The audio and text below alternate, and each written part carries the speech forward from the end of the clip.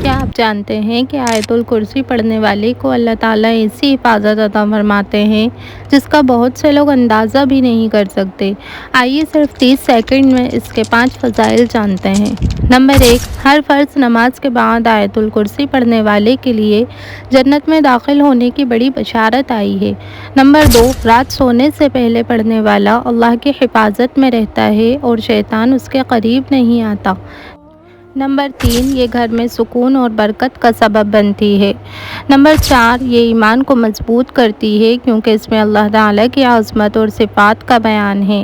Number 5, इसे रोज़ाना पढ़ने की आदत इंसान को हर वक्त अल्लाह की याद से जोड़े रखती है।